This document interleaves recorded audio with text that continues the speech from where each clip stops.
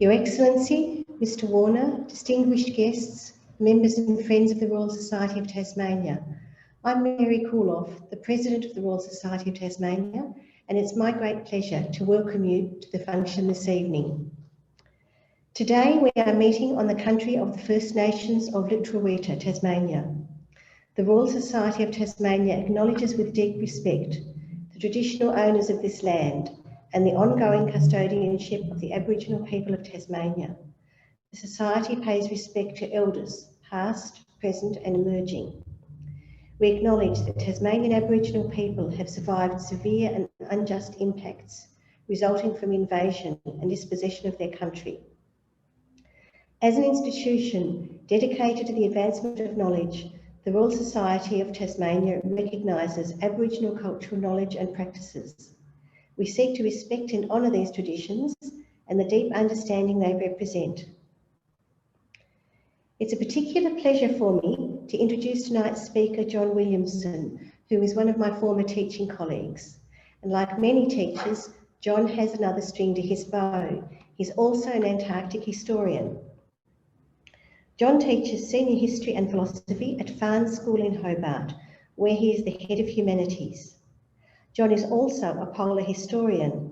He has lectured in Antarctic history at the University of Tasmania's Institute of Marine and Antarctic Studies, and he has worked as a guide historian in Antarctica on board Quark expeditions.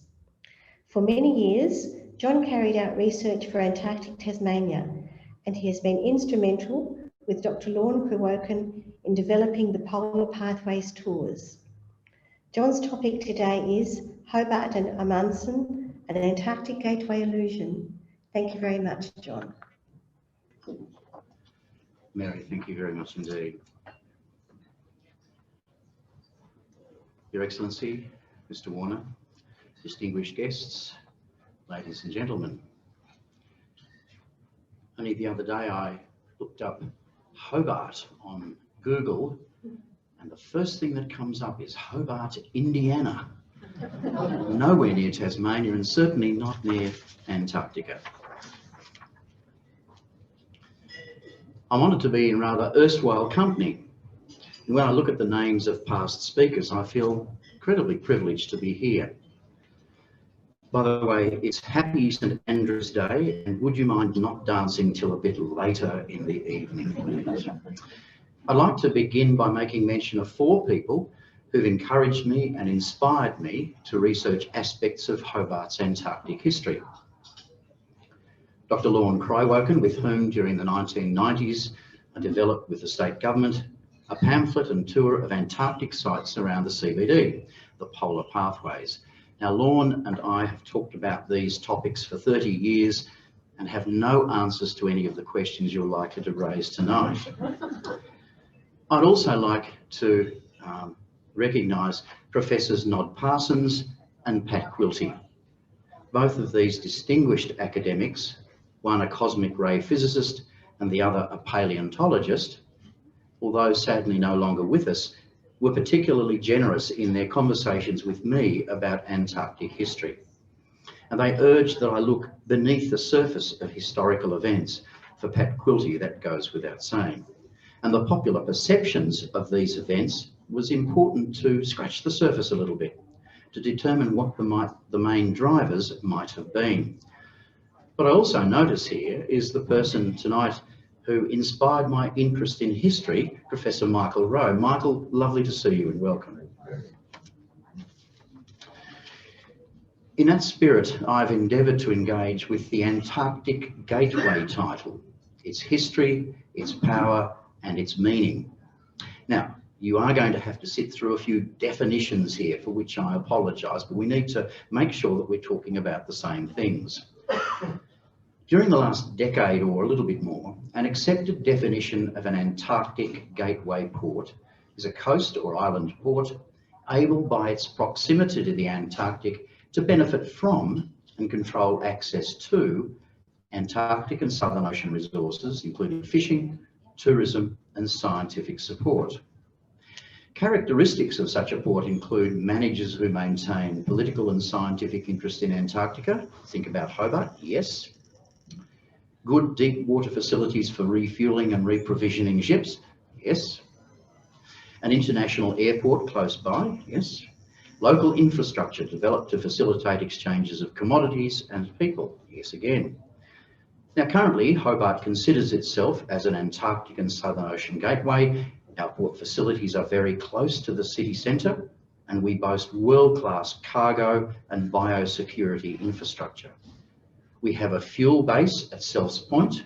We have a modern airport close to the city with facilities for all sorts of air links. We possess the largest number of Antarctic scientists and institutions when compared with other Antarctic gateway cities like Christchurch, Ushuaia, Punta Arenas and Cape Town. Hobart is the host for headquarters of both Australia's Antarctic program and sometimes the French too. We have CAMLAR, we have COMNAP, all of these wonderful names. CAMLAR is the Committee for the Conservation of Antarctic Marine Living Resources, and COMNAP is the Council of Managers of National Antarctic Programs. These are really important in the management of the Antarctic Treaty. Many businesses in Hobart are set up to provide services for Antarctic programs and are successfully coordinated by the Tasmanian Polar Network. TMAG's permanent display, Islands to Ice, Mawson's hut replica are part of the tourism offerings in Hobart, and IMAS and the Antarctic CRC are part of our tertiary Antarctic and Southern Ocean programs for students and scholars. All of this sounds very good. Now in 2011, I was working for the Department of State Growth and their enthusiasm was unbounded. This was work we were doing on the centennial of Amundsen's voyage from the pole to Hobart. And everybody kept saying to me, 1912 was the key year in making Hobart an Antarctic gateway. So I accepted this and we did lots of good work and we brought out some lectures, tours and pamphlets and other things. But the more I researched, the more I became to be a bit uneasy about that whole concept of 1912 being the key year. So when did this notion of Hobart as a gateway to the south begin? Was it before European settlement, when the Muanina, that particularly maritime people, regularly used the waterways of the southeast of Tasmania, including the Derwent River, the D'Entrecasteaux Channel, as well as other coastal areas to explore, to travel, to find food, etc. There is lots of evidence to show that those local people travelled as far as Eddystone Point, Matsika Island and Pedra Blanca, which I think is about 20 kilometres offshore, so into the Southern Ocean. Or was this nomenclature better applied during the first years of European settlement, when convict ships regularly became sealing or whaling ships, and instead of going home empty after depositing their wretched human cargo in Van Diemen's Land, they returned to London with seal skins and whale oil, exploiting the resources of the Southern Ocean? Perhaps, and this is more likely, it was when the large British and French Antarctic voyages stopped here for rest, for watering, for repairs, and for victualling in Hobart during the 1840s. Perhaps it was during the heroic era when we had lots and lots of exploration ships here. We had whaling ships here as well. Perhaps it wasn't until later. So tonight what I'd like to do is to explore some of these themes, to see whether this nomenclature is correctly applied for 1912 or whether it's more accurate to use it much later.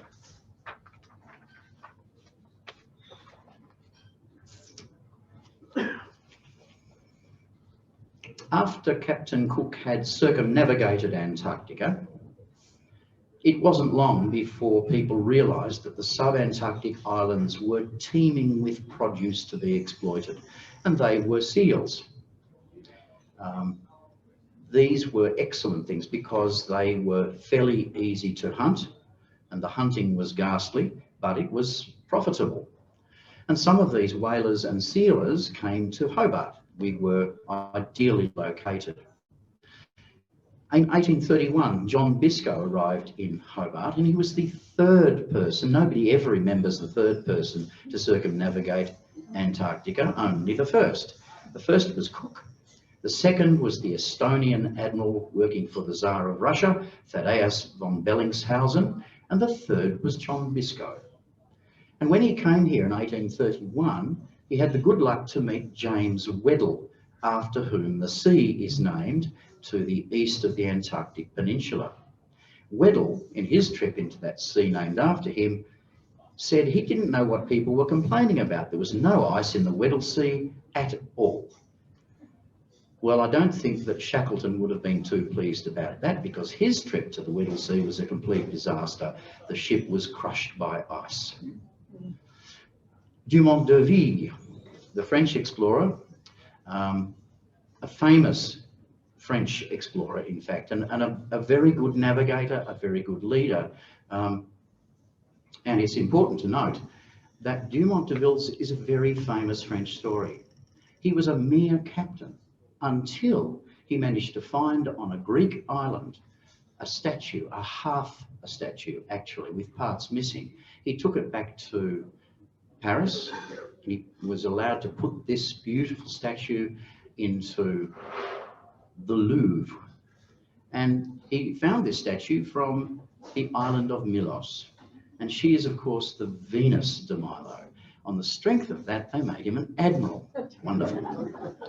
Dumont de Ville came here with a very sick crew. They'd been at Lombok, they'd taken on bad water. By the time they came to Hobart, they really needed some support in our port. Ross and Crozier, very soon after Dumont de Ville. James Clark Ross was probably the most able navigator and captain in the Royal Navy, and he and Crozier were, when they came to Hobart, a little bit miffed that Dumont de Ville had gone directly south from Hobart. That means they had to go further east. And how fortuitous, because that's how they discovered the Ross Sea. And they sailed all along the border, the boundary, if you like, that huge imposing wall of the Ross ice shelf, as big as France. And the stories that Ross and Crozier brought back were quite extraordinary. And Your Excellency will remember, perhaps from reading, that Ross and Crozier anchored in Ross Bay, just below Government House. And Borchgrevink, whose vessel, the Southern Cross, you can see here, Borchgrevink was a Norwegian, and he set off almost entirely, his crew were Norwegian, or Sami, but it was called the British Antarctic Expedition because his sponsors were British newspapers. Borchgrevink was the first leader of an expeditionary group to winter in Antarctica and survive. Nobody knew if you could actually do this. They did. And they took with them a Tasmanian, the first Tasmanian to be on the Antarctic continent and to winter over, a Hutchins student by the name of Louis Charles Benacki. So you can see from this that by 1912, Hobart was quite used to Antarctic and Southern Ocean ships. Everybody knew about Hobart. But was 1912 the key year? It was important in many ways, but let's explore this a little bit further. We know about Amundsen. He reached the South Pole. He was an extraordinary character, larger than life. And when he arrived in Hobart, this was a case of quid pro quo. In the past, Amundsen had had significant problems about communicating his message to the world, what he'd done, where he'd been. And on a couple of occasions, he'd been gazumped. In other words, other people had found out and sent out the information to the world before he could do so. And one of the important things for Amundsen, he needed to get that message out first. Now, he knew that Scott was going to Christchurch, and so he came here. When he arrived on the 7th of March, he was very secretive. He didn't come ashore immediately, and when he did, he looked unusual. And when he tried to go into Hadley's Hotel, at first they were a bit reluctant. And in his diary, he suggests that They put him in a broom closet. I'd like to think that was just an awkward translation of what he actually meant. We know also that by the time Amundsen came back to Tasmania, that Scott was probably already in a poor way. The team was struggling, and we think that Scott and the others in that tent on the Ross Ice Shelf probably died about the end of March. So we're talking similar times here. I think that superficially, it's tempting to assume that this enormous success of Amundsen's voyage made Hobart into an Antarctic gateway of considerable reputation. I'm not convinced about that, and I would just like to have a little bit further look. Just to make sure that we understand where we're talking about here, you can see right at the top of the screen is Tasmania. And so Daily Land, the French Antarctic territory, is almost directly south of Hobart. Slightly southeast is the Ross Sea. But most of Australia's bases are on the left-hand side of the screen that we call East Antarctica. So that gives you some idea about where we are positioned.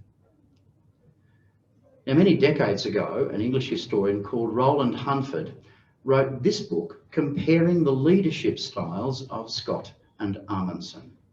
Now, I'm not here to talk about that particular issue, but a couple of things do need to be mentioned.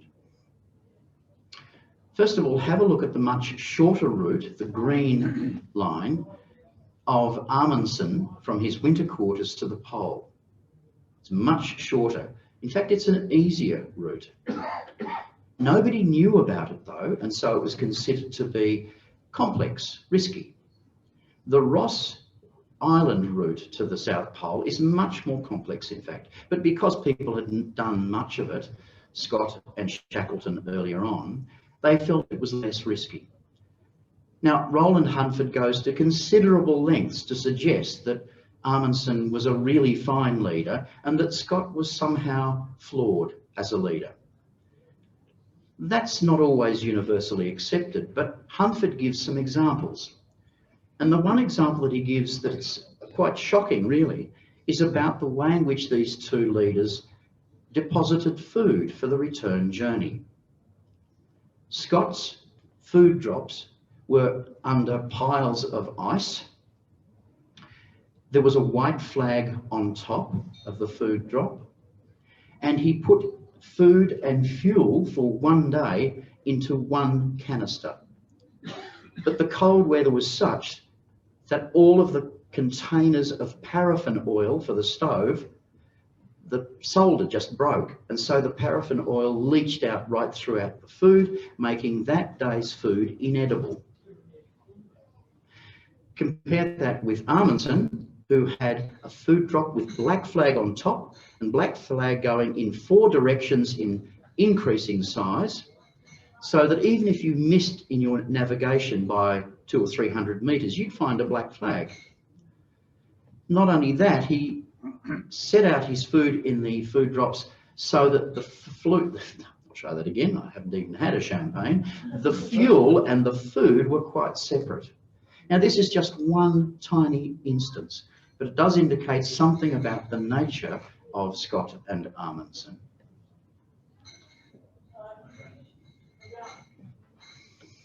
This wonderful photo of the Fram off Battery Point is interesting.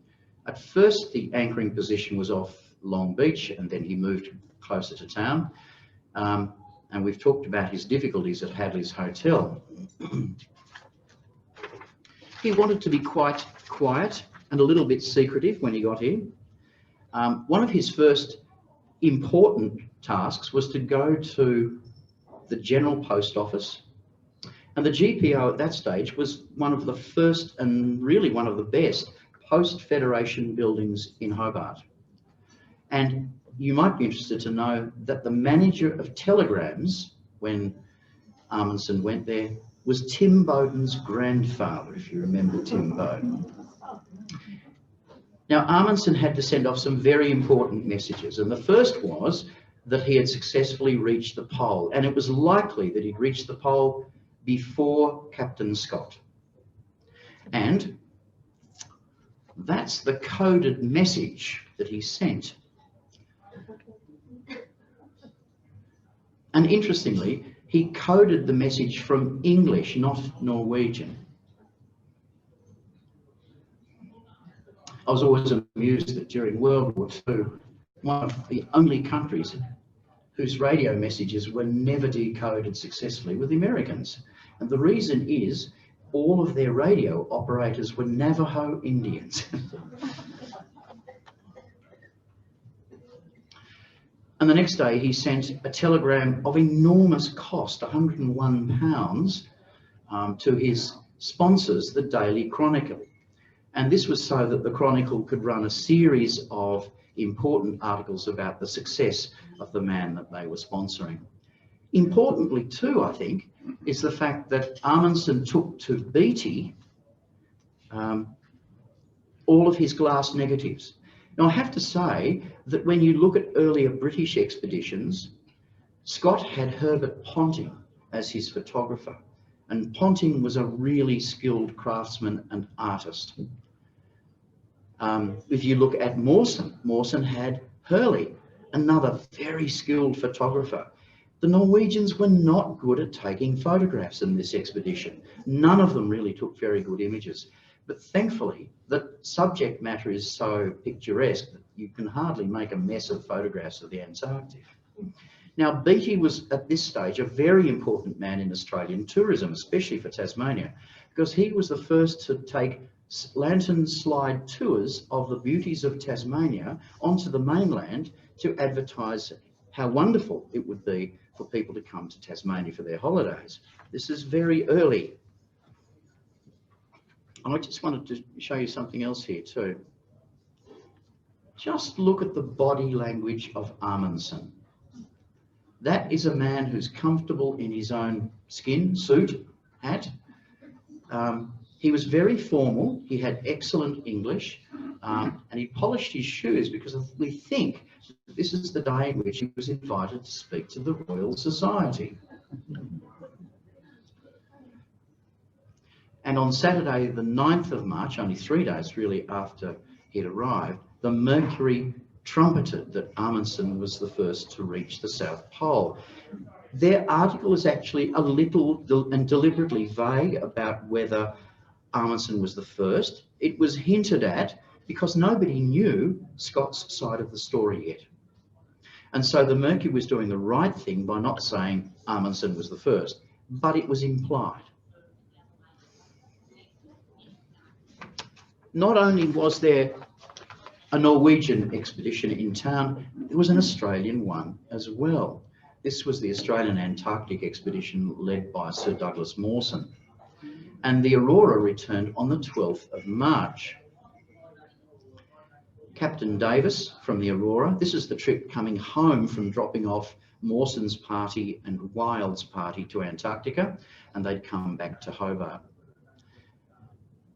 The captains of the two vessels, Nilsson and Davison, got on very well, and there was swapping of visits and lunches and so on between the two ships.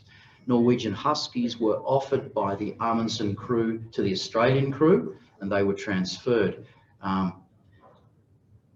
There was some problem over the Huskies. They made such a noise at night time down at Fisheries Point where they were kept that locals complained for days. E.H. Biggins is a mysterious cinematographer. He came from Sydney, and this is not something we were very used to. He took moving images of the crew transferring Huskies from one vessel to another, and the crew on the deck. And somewhere in the National Archives, that little reel exists. Nobody seems to know quite where, but it is catalogued. Now, several of the local organisations made good use of the expedition, and the Derwent Sailing Squadron, am I allowed to mention that name here? Is that it? They wrote a letter to Amundsen at his address in Hadley's Hotel, and they offered to make him an honorary member of the DSS. And he wrote back at them a letter which resides in our Maritime Museum. Dear Sir, allow me to convey my very best thanks for the honour you have done me in electing me as an honorary member of the DSS. Let me also assure you that the crew of the Fram will highly appreciate your kind invitation to follow the sailing race on Saturday, which I think they did. And not only that, on the 17th of March, the crew of the Fram was invited by Otto Andersen, a Danish farmer at Bismarck. Don't forget, this is before World War I, so Bismarck was the name correctly given to it. We now call it Collinsville. You can tell why it was changed during World War I. But it was fabulous for the crew of the Fram because Danish and Norwegian are similar language and they could speak with each other. And you know yourself how difficult it is speaking somebody else's language for day after day. I think they found it very relaxing to speak a language which was close to their own. Some of the shops in town too. This is Propesting and Morris, a stationer's shop, and they produced this wonderful window. You can't quite see it in this grainy old photograph. The Propesting and Morris window was filled with Antarctic paraphernalia. There were things too inside the store. They were maps, some including shadowy resemblances of the Antarctica, which had been signed by Amundsen. And these were sold at enormous eye-watering cost, and all of the proceeds went to the Consumptive Sanatorium. So it was for charity. This is good, and you can tell that some local organisations have really become enthused by the presence of this expedition. But there was no official welcome, and some people were a bit anxious about that. Neither the state government nor the Hobart City Council had organised a celebration or a welcome to the crew in Amundsen, and it never eventuated. I wonder what the role would have been for the Mayor, Alfred Crisp, the Premier, Sir Neil Lewis, or even the Governor, Sir Harry Barron. Surely they were keen to be involved in these. There was one, this is the 18th of March, Amundsen invited to the Royal Society of Tasmania. Now, at this event, which I'll tell you about in a minute, it was an enormous success and the Mercury reported very positively about it. The topic for the night when Amundsen went to the Royal Society was John Beatty's lantern slide show of the physiography of Tasmania, mostly images of Western Tasmania, Lake St Clair and so on. The audience included an Admiral, the Premier, the Anglican Bishop, Captain Davis and Amundsen himself.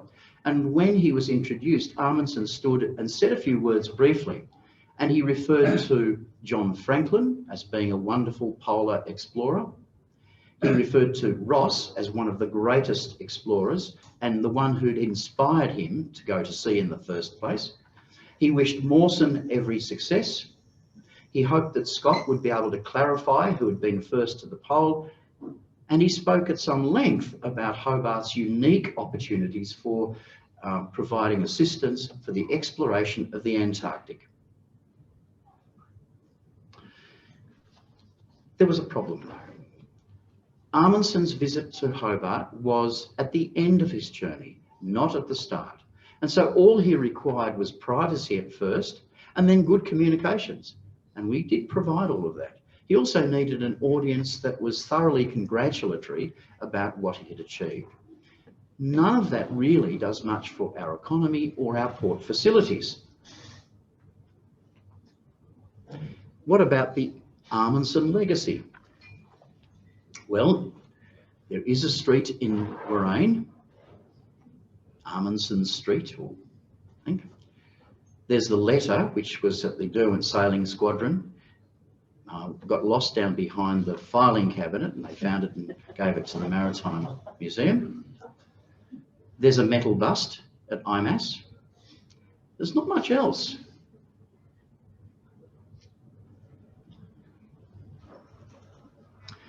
But then Hobart wasn't entirely focused at this stage or for the next 20 or 30 years on Antarctica anyway. If you have a look at some of the local obstacles, this is really a considerable something to overcome.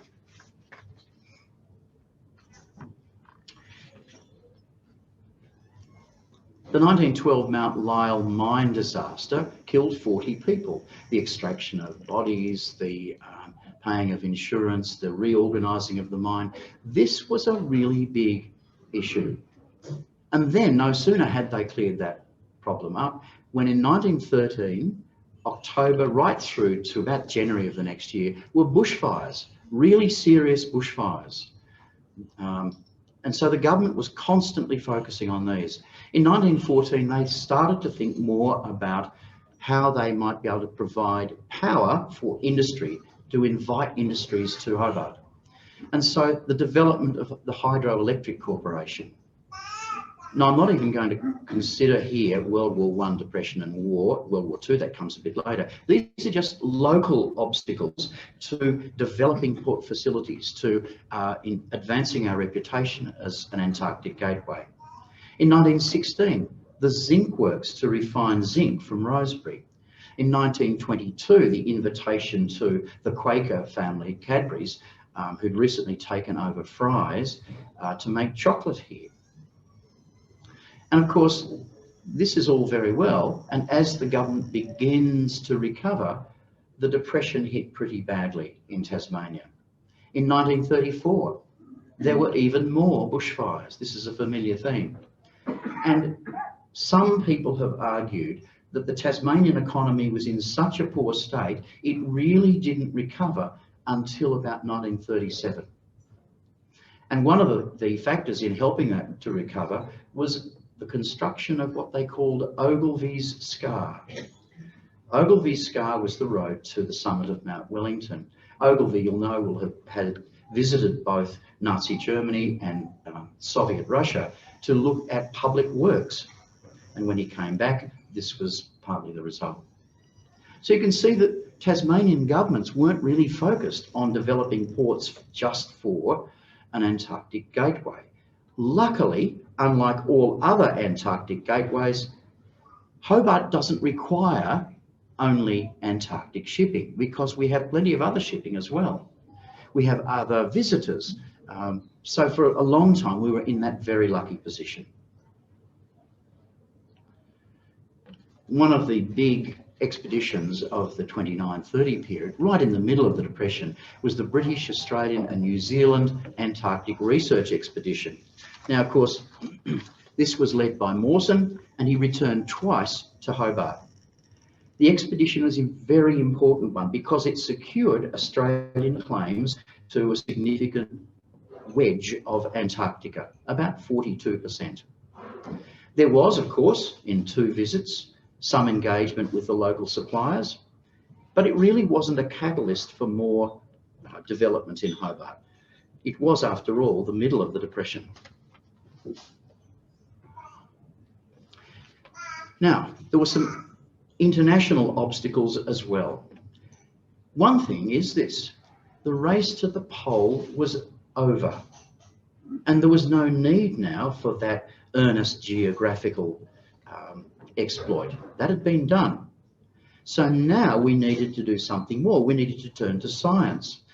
But we needed a settled environment to promote that science in the Antarctic. And during these next decades, we didn't have a settled environment. Interest in the Ross Sea sector anyway, at the bottom of the Pacific Ocean, was really not very high. The interest in Europe was in the Antarctic Peninsula. So again, Hobart misses out.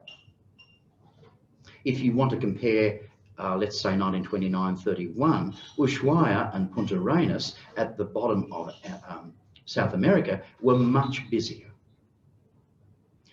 We also have these tiny technicalities: World War I, the Great Depression, and World War II. The Tasmanian government played a very important role in providing servicemen, in dealing with the Depression, and by the end of World War II, we start to see a glimmer of hope. World War II itself, though, was a little bit more awkward because it prevented Antarctic exploration or science. The only people who were really interested in Antarctica during World War II were the Germans. This is the MS Schwabenland, a German ship which sailed to an area southwest of Cape Town And there they had a plane on the back, lifted over the side and it took off. And what they did was they flew over what had previously been Norwegian territory, and they dropped little metal swastikas from the air as their method of claiming that territory.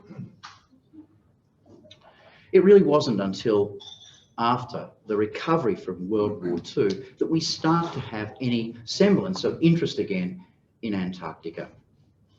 But of course, the Cold War wasn't easy either, because whatever perceptions of Antarctica countries like Australia or New Zealand had, Americans and Russians had a rather different view. They perceived Antarctica as a point at which they might prove their superiority. They might be able to employ it for profit, perhaps for espionage. And Australia became quite concerned about the need to protect our own territory in Antarctica. And so Mawson and Davis recommended to governments, state and federal, to develop ANARE, Australian National Antarctic Research Expeditions. And on the strength of that, we were able to get Group Captain Campbell to sail south to Heard Island and then Macquarie in the most inadequate ship, the Her Majesty's Australian Landing Ship / tank, Labuan, patently unfit for the job, but they did have a presence then at Heard Island and Macquarie. Then, of course, the Wyatt Earp, seen here, again, leaked all the way from Melbourne to Hobart and had to re-cork her, was sent to Antarctica to be a presence there. But you can see that this isn't really convincing yet, is it? They're not focused yet. These ships were coming out of Melbourne. It's another 6 years before they bring on the Danes. And the Kista Dan, which was a much better and ice-strengthened ship, was brought into service. The Kista Dan had a much greater range. She had a range of about 14,000 kilometres and much better hold capacity, much better ability to get goods out onto the ice and so on.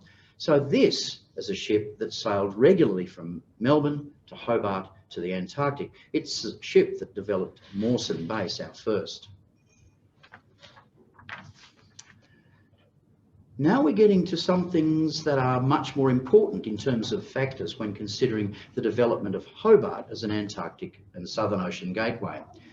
I think that our involvement in the International Geophysical Year of 1957-58 was really important. Australia's role in getting information from both Mawson and Davis bases gave us greater influence then when we were looking at signing the Antarctic Treaty. And so Australia became an important player because of that. And in all of that, Hobart did play a much greater role. This is important too. But of course, we still weren't what we would know as an Antarctic gateway. We might have provided up until this point logistical support for ships going south, but we didn't have any of the management. And it wasn't really until 1981 when the Antarctic Division was brought from Melbourne to Kingston that we really started to be referring to ourselves, and other people referred to us as, an Antarctic gateway. And if you think about the management side of it, look at what followed the Antarctic Division, the CSIRO, CAMLA, COMNAT. All of these international organisations decided to make Hobart their base. So during the last 25 years, I think we now understand that Hobart does have a significant presence worldwide as an Antarctic gateway. The state government has been very proactive in this, but I think it's not quite right to suggest that 1912 was the key year. A friend of mine was telling me, I told him that I was going to be talking about Amundsen. He said, "Oh, that reminds me of my favourite cryptic crossword clue." And the cryptic crossword clue is this: what was Roald Amundsen's forwarding address? Mosh. Ladies and gentlemen, thank you very much for your kind attention. I'm happy to answer questions if you have any, but I do know that I'm all that separates you from your dinner. Thank you very much indeed.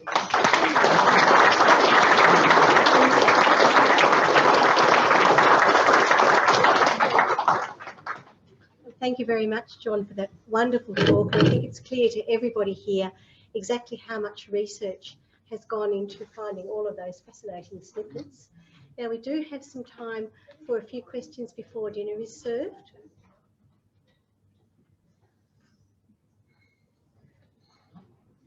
Your Excellency. This may be quite a bizarre question, but I was just wondering why there was no publicity given to Amundsen. And I remember reading that one of the governor's wife was sister of Scott, and she was really distressed. I think they found out about his death just before she arrived here. I can't remember which I think that was it was. Governor Ellison McCartney. That's right. And his wife was Captain Scott's sister. Yes. And she provided for the Anglican Church of Australia the most beautiful Scott polar window, a stained glass window, at St Albans Church in Claremont, which has been renamed The Edge. But I think it's still the same church, and I think the window is still there. So I wondered if they were perhaps here a bit more pro-Scott. Well, yes, I think there was a little reluctance within government because word from England was that people found the whole concept of Amundsen saying first that he was going to the North Pole, then suddenly changing directions to go to the South Pole. Second, that he defeated, it seemed, Scott on the way to the pole. And I couldn't believe this when I read it, but the Times said he was not only not a gentleman, he was a professional. And so there was a bit of, there were some misgivings amongst ministers, certainly. I think Premier Neil Lewis had gone to the Royal Society meeting to try and assuage his own personal guilt for not having something a bit more formal. And I know that Sir Harry Barron was inquiring about the expedition. It would be fascinating to find out what they perceived the expedition was like, etc., etc. But I think certainly at government level there were some misgivings, yes. Yeah. Thank you. And question at the back. Shasta? Yep. Hi, I'm the Student Council representative. I heard some of this during Antarctic studies at the University in Tasmania, and I remember that kind of impression that, you know, I perceived it as particularly coming from the British expedition site. Damn, man, experienced and well provisioned, and it's just not fair. And I suppose I was just wondering if you would perhaps elaborate your personal, more well-educated take on that, which you sort of partly just touched on there. Yes, thanks for that question. The question was, you know, was there some misgiving about the fact that Amundsen did not go to the pole in the time-honoured gentleman amateur fashion of man-hauling? That means people walking on the snow, dragging sleds behind them. And look, I think there is an important element here, and it's a cultural one. Scott was a Royal Navy captain, and his experience on the ice was actually very little when he took over the 1901 to 1904 Discovery Expedition. And on that expedition, they did have dogs with them to help them haul sleds. And Scott became so emotional and personally distressed at the killing and eating of the dogs, he swore he would never do it again.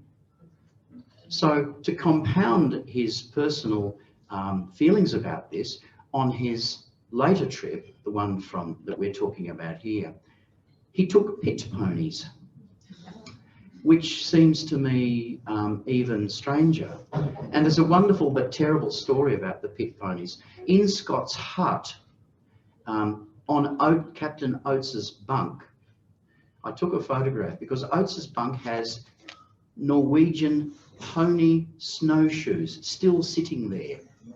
They were meant to have been taken by the group. Captain Oates had never used them. He was a military expert on the use of horses, but he'd never used these pony snowshoes before. And so he only took one pair.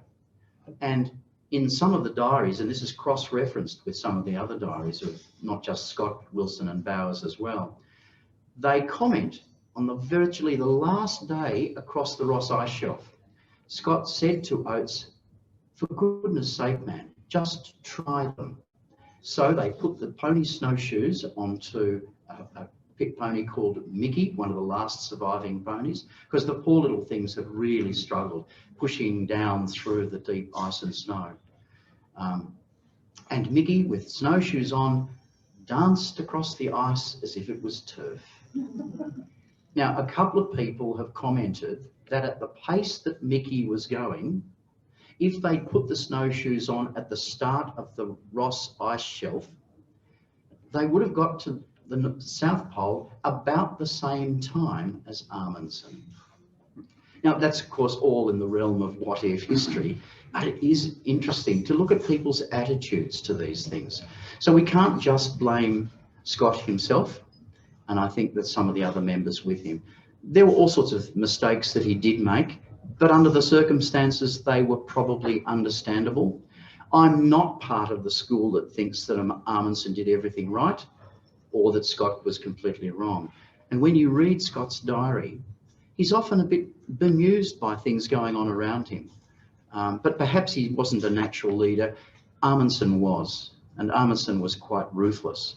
You might remember the story that one of Amundsen's heroes on the expedition ceased to be a hero because he kept questioning what Amundsen was doing. He thought he was driving the dogs too much for too many hours of the day. And this was Hjalmar Johansen, and who'd gone with Fridtjof Nansen to the Northwest Passage. And Johansen was actually cut from the polar team by Amundsen. He began drinking heavily when he came to Hobart and was sent back in disgrace by Amundsen. So Amundsen was not a man to cross, and he was quite ruthless about getting to the pole, and he did so. I'm not sure if that answers your question or whether it was just a large ramble. But okay. I have to say, I found all those details fascinating. Thank you, John. And we have time for a final question from Janet. Thank you, and John, thank you for a fascinating talk. Without meaning to add insult to injury, I'm conscious that if you go to Christchurch, you hear very little about Hobart as a gateway to Antarctica. And in fact, you hear a great deal about Sir Edmund Hillary appearing to best colleagues again by cheating and using mechanical means to get to the South Pole. And I just wondered if in fact part of this aspect about being a gateway was in fact the Commonwealth competition that was going on. There was even then some tension between Christchurch and Hobart. But what we've found over recent times is that there's actually been this growth in the last 25 years of enormous goodwill and sharing. And if you look at scholars who are involved in science and history and policy, the sharing between the two cities has actually got closer and closer, which I think is a really positive thing. But you're right, there have been considerable tensions, but of course, every city focuses on the history that it knows the best. Why wouldn't you display information about Hillary as a national hero in all sorts of ways? But you're absolutely right, of course. Christchurch does have a really considerable reputation as a polar gateway. In fact, it's in 2005, that's where I first left from Littleton Harbour, and they're very well set up for that. I still think Hobart has got an enormous role to play in the next 25 to 50 years of the Antarctic Treaty, and to see what happens there. So, but yes, you're right. Thank you. And other people who have questions might have time to have a word with John later in the evening. So John, it's my great pleasure to thank you for that really fascinating talk. And just as I was standing there, I was thinking, it seems a very long year since we last all met in March for our annual general meeting. And we heard the lecture about the French Garden. And it's been such a busy year since then, many webinars in between. And it's been such a highlight to finish the year with an in-person lecture with real people able to enjoy it. And I, for one, after many years of coming to Royal Society lectures, every single time I discover so many interesting facts and snippets that I never knew. And I'm sure everyone here tonight found so much of interest in all of the different places in Hobart and the people that they have read about to do with Hobart's history and all of the links and connections you made. It was really fascinating. And if all goes well, this recorded lecture will be on our YouTube channel in about a week. And I'd like to thank the chair of our events committee, Dr. Robert Johnson, whose initiative that was to set that up. And that has been of immense value to us during this COVID pandemic, with well over 2,000 views now. So I have to say, for a small voluntary society nearly at the ends of the earth, we are really thrilled by that it's extended our reach into so many overseas countries. So John, I'm sorry for COVID reasons I can't shake hands with you, but it's my pleasure to present you with a copy of one of our most popular books, The Library at the End of the World. And one of the editors, Dr. Anita Hansen, is with us tonight. And thank you for a marvellous talk. Thank you very much.